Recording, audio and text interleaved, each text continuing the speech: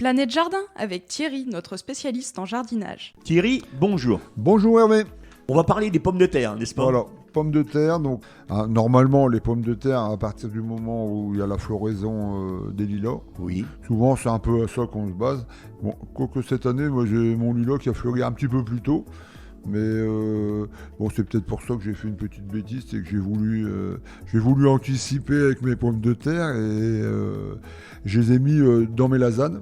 Hein, tu sais, mes fameuses lasagnes couches Comme tu as déjà matière expliqué, organique, oui. voilà. Et je les ai pourtant bien plantés profond, donc mes plants ils étaient déjà un peu germés, hein, c'était des plants maison. Oui. Et ben il a gelé. Oui. Et ben, mes plants de pommes de terre qui sortaient de... Ah, ouais, ils ont pris mon coup de gelée, donc voilà. Et tous les ans, il t'arrive quelque chose. Hein. Ah, Au moment ouais. fatidique, quand c'est pas les seins de glace, un petit peu avant. Hein. Voilà, disons que jusqu'au sein de glace, c'est vrai qu'il faut faire attention. Hein. Mais c'est vrai que souvent, ça nous démange un petit peu. Hein, et donc, on a une tendance à... Il fait beau une journée, ouais, mais le lendemain, clac, ça redescend. Et là, cette année, on a des sacrés décalages de chaud, froid, la nuit. C'est terrible, quoi. Dis-moi, cette année, tu fais une expérience avec tes pommes de terre. Dans la laine, je sais que tu avais essayé dans la laine, tu avais essayé aussi dans un tonneau. Ouais, oui. Là, cette année, j'ai mis mes pommes de terre dans des nouvelles lasagnes que j'ai refait. Ouais. Et c'est vrai que ça marchait bien, parce qu'ils sont bien sortis partout. Mais là, ils ont repris un coup de gel. Donc, Tu crois que tu vas pouvoir les sauver? ils vont repartir encore un coup, mais il ne faudrait pas que derrière, il y ait encore... Parce que là, des fois, on croit qu'avec le paillage, ça arrête un peu le gel, mais c'est pas vraiment... Ça marche pas obligatoirement. Donc c'est pas encore le top. Le mieux, ça serait de remettre un voile d'hivernage avec des arceaux pour faire un microclimat entre deux. Mais donc, voilà, c'est tout. Hein. Je me suis fait encore avoir une fois. Ça sera pas la dernière, mais enfin, il faut tenter des choses, parce que là, on est arrivé dans un moment où on ne sait jamais le lendemain ou l'année comment elle va être. Ouais. Hein. Donc là, c'est un peu compliqué, quoi. Donc là, pour les pommes de terre, hein, il y a toujours cette fameuse plantation à la traditionnelle, hein, comme nos papis ont toujours fait, quoi. Les buts dans la terre, hein, donc des sillons de 10-15 cm de profondeur, hein, tous les 60 cm. Hein. Après, on bute légèrement au départ, on attend que nos petites pommes de terre sortent de terre, et là on va les rebuter en conséquence, quoi. En sachant que on les met tous les 30 cm, moi je les mets au pied, quoi, parce que j'ai des grands pieds, mais une pomme de terre au bout, et on avance dans le sillon comme ça, quoi. Donc ça c'est la façon, la façon traditionnelle. Hein. Après il y a celle qu'on parlait juste avant, hein, dans les lasagnes. Bon, pour moi c'est un truc qui marche très bien. Par contre il faut les repérer un petit peu, parce que on sait qu'il y a des associations de plantes qui sont pas terribles, quoi. Par exemple les tomates avec des pommes de terre, c'est pas le top, quoi. Hein, donc il faut pas les mettre à côté.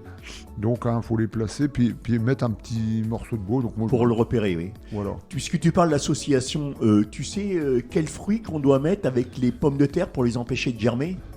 Des fruits qu'on peut mettre avec les pommes de terre. Il y a un fruit qui ralentit la germination.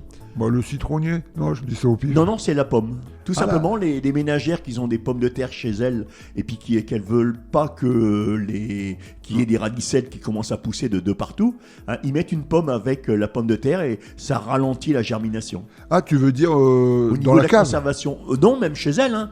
Ceux qui achètent des filets de pommes de terre dans les magasins, ils mettent une pomme avec, ça ralentit la germination. Écoute, encore une chose que je vais essayer. Tu vois, donc encore une association. Ah ouais. Ah oui. Bon, là c'est une association justement pour pas que ça marche. Oui. Pour pas que ça marche. Voilà. Oui. Ah ouais, ok, pourquoi pas. Hein. D'abord, il y a toujours des solutions. Moi, il y en a qui me disaient qu'on mettait des cendres de bois. Oui, aussi. Mais je l'ai essayé. Oui. Bon, je ne l'ai pas trouvé au top, mais ça ralentit un peu, quoi. Oui. Mais je peux pas dire que c'est le top. Mais par contre, quand tu reprends tes pommes de terre, ils sont pleins de cendres. C'est pas le top non plus. Donc, faut voir, quoi. Donc, dans les lasagnes, avec les différentes couches de matière organique, en plantant ça en profondeur, donc là, ça part très bien, quoi. Surtout si on met des plants déjà germés. Le mieux, c'est ça. C'est de faire ses plants soi-même et de les laisser germer. Et ensuite, sous paille. On en a déjà parlé il y a quelques temps. Sous paille sur herbe. Donc on tond le gazon par exemple, hein, à cet endroit-là. Oui, oui. On le mouille bien, on pose les plants de pommes de terre, Oui. on recouvre de paille, une quinzaine de centimètres. On attend que ça sorte et hop, on en remet encore une dose. D'accord. Et on peut faire la même chose avec du foin. Le foin, ça serait presque meilleur que la paille. Sauf que c'est un peu plus cher si on en achète. C'est un peu dommage de mettre ça comme ça. Mais si on en récupère, ça vaut le coup, quoi. Donc on peut faire les deux. Tu peux me donner le conseil du jour, Thierry? Le conseil du jour, ce serait, on en a déjà aussi parlé, tous les arbustes à fleurs, hein, de printemps. Oui. Genre forsythia, cognacier du Japon, Oui, des choses oui, comme ça. De les tailler dès que c'est défleuri. D'accord. Parce que souvent, on attend la fin de l'année et Bah, on oui. taille tout. On taille tout, les estivales, les machins. Alors que là, le On attend printemps, l'automne, bien souvent. si on le taille un forsythia en ce moment, Oui. bien sûr pas à la carré comme on voit dans certaines communes, tout ça, Alors, c'est on- moche comme tout. Non, on les taille Oui. à la sauvette Oui.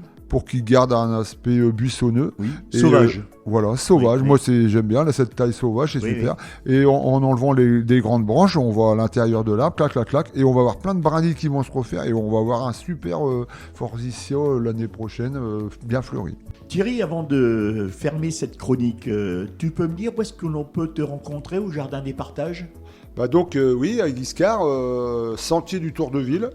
C'est situé, en fin de compte, la petite ruelle situe en face l'entrée de l'ancienne maison de retraite, Oui. route de Fréniche. Et on peut te contacter comment? Avec ton téléphone? Oui, disons, oui, par téléphone, hein, donc 06 47 25 26 91. Et autrement, par mail, éventuellement, thierry.letupe, LETUPE, @orange.fr. Et on peut te rencontrer quel jour là-bas au Jardin des Partages? Disons qu'actuellement, je veux dire que j'y suis tout le temps, parce que j'ai mes locataires, mes poules qui ont besoin de moi matin et soir. Mais autrement, le lundi matin, le mercredi toute la journée, le samedi matin. Donc là, c'est plus sûr de te rendre, Ouais. vraiment mais, te voir. Là. mais un petit coup de téléphone avant Voilà. pour Tu rassurer. rappelles ton Parce numéro que... Tu rappelles ton numéro de téléphone? Oui, donc le 06 47 25 26 91. Voilà Thierry, je te souhaite un bon week-end. Merci, au revoir les auditeurs.